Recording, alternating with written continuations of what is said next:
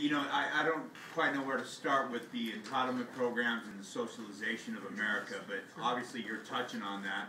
And I mean, if we don't end entitlement programs or we reshape them, they're breaking us by themselves. The union pension plans, the unfunded state pension plans, those things are all in debt. It's unsustainable. Chris Christie's leading the way. He's doing a great job with that. But when Mr. Bennett was here, I asked him about those two no longer going concern businesses, Fannie Mae and Freddie Mac. Okay? Now you know where that stands and you know what's happening there. How in the world would you go back there and stop that? Okay. You're talking principally about entitlements, right? Well, I just think that Fannie... How do we stop entitlements? I'm saying this. Fannie and Freddie is pretty much the same thing. It's socialized housing that we, the taxpayers, are paying for. When I'm a stock investor, I look at the stock and investigate what they're doing, and I'll buy them because it's a good company. Now I'm an owner of Fannie and Freddie. It's a terrible business. It's never going to make money, and they're going in debt faster than we know, any of us know. It's not even on the balance sheets, but we're being made to pay for that. How are you going to stop that? Yeah.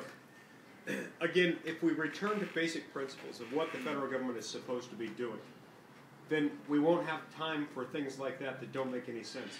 Things like the Federal Reserve, like Fannie Mae, like Freddie Mac, that are neither fish nor fowl, neither man nor horse, but like the centaur. They're a hybrid of both. And they don't make any sense. We don't know how to regulate them because they're neither a corporation nor government. They're a little bit of both. This document doesn't have such things in mind. And if we followed it, we wouldn't have room for it. I get very nervous whenever I hear the term public-private partnership. Because it's called fascism. Right, Yeah. It's called fascism. Sure. And fascism is but one of many flavors, if you will, of socialism. And we like to paint a little smiley face on socialism these days. I don't know why, but we have to remember something. That socialism kills.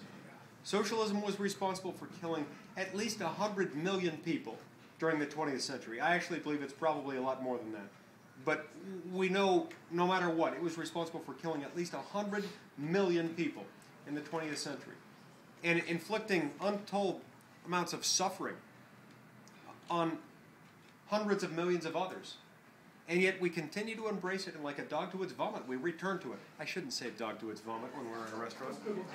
This is one of those moments where my wife would be kicking me under the table if she were here. She couldn't join us tonight. And then I would say, "Why are you kicking me?" And she'd say, "You're not supposed to say, 'Why are you kicking me?' when I kick you under the table. You're just supposed to stop what you're doing." Has anybody here ever experienced that? But you know, if you don't go back there and say, hey, listen, I mean, even Barney the Gangster Frank saying we need to put these guys out of their misery, but he's going to devise another federally government-mandated deal. Why not just go back there and say, we're selling this business off. We're going to audit it externally, sell off the good loans, the medium good loans, get guys like Wilbur Ross and the people that are out there. I mean, heck, in 1 month, $389 billion invested in junk bonds. The free enterprise system will work if you'll just let it work. And if somebody doesn't go back there and say that, we're going to keep paying for somebody living in a house they don't belong in. Yeah. Home ownership isn't for everybody. Yeah, you're exactly right. We've got to go cold turkey. We've got to swear off the bottle, and that means we have to cut that loose. I think that may be one of the easier problems to solve if we can change enough seats in Congress, because that one's relatively easy. As you said, you cut them off. You cut the financial umbilical cord, and you say, you guys go be free. Go do what you do. Yeah. Go lose money. Lose money or make money. It's up to you. It's no longer up to us. Right. And yeah, that's how we do it. Free enterprise works. And I don't want to make it sound overly simplistic, because I don't mean to suggest it's going to be easy. This is going to be one of the most difficult transitions our country has ever experienced. But if I know one thing about America and American citizens, it's that we can do hard things. We've done harder things before. This will be one of the harder things. It probably won't be the hardest, but it will be difficult. But we don't have to change all 535 members of Congress, 435 in the House, 100 in the Senate. I wish we could sometimes, although there are a couple of good ones there that I like. You changed just a few of them, just a few this year. You replaced one very comfortable Republican senator from the most red state in the entire Union. And I can tell you, just as the Founding Fathers wanted this document to be sort of the national civic religion, there are going to be a lot of people back there that are going to be finding religion in the Constitution very quickly. if they see what happened to Bob Bennett because he was not faithful to his oath of the Constitution. Yes, sir. This is changing the subject quite a bit, but along with entitlements, one of the concerns that many of us have is that our wealth is being redistributed through foreign aid and redistributed to illegal aliens. We have, by some estimates, between 11 and 30 million people that are here in the United States illegally that are absorbing hundreds of billions of dollars of unearned benefits. What would you do, number one, to protect our borders? And number two, what would you do about the illegal immigrants that are here absorbing hundreds of billions of unearned benefits? Good question. Let me kind of address that in reverse order because I think the last part of it is the one that needs to be hit most directly. As to those 11 to 30 million who are here illegally already, the most important thing to do is to not give them any incremental benefit from having broken our laws initially to get here. And what that means is no amnesty. If you grant them amnesty, that will just encourage more to come in the future. We're experiencing now the whirlwind from what happened when we granted amnesty, 25 years ago. And so subsequent generations of illegal immigrants said, hey, every once in a while there's just a sort of a mass cleansing, or not cleansing, a mass forgiveness. Yeah, cleansing is not the right word to use. A blanket forgiveness where you wipe the slate clean.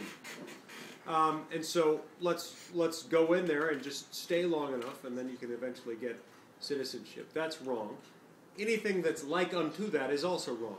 Anything that gives them any incremental benefit from having broken our laws is wrong. So the solution is, I think, a combination of three things. First, we have to start enforcing our laws that prohibit people from hiring illegal aliens. There are a variety of reasons why that's wrong. It encourages people to come here for all the wrong reasons. It encourages exploitation of labor, of people who, frankly, come from very adverse circumstances. This is not only to protect us as citizens, it's also to protect those who come here illegally, who are sometimes shamelessly exploited and subjected to inhuman sorts of living conditions. But you start punishing those who hire illegals. You simultaneously pass a law saying you may not, under penalty of federal law, give any social welfare benefit to any illegal alien under state law or federal law. And if you do, there will be a felony offense attached to it or something along those lines. And number three, you educate the illegal immigrant population on one simple fact that is already the natural consequence of existing immigration law. If you get caught here as an illegal alien and you get deported, you're ineligible to apply for any lawful immigrant status, visa, citizenship, or otherwise, for 10 years.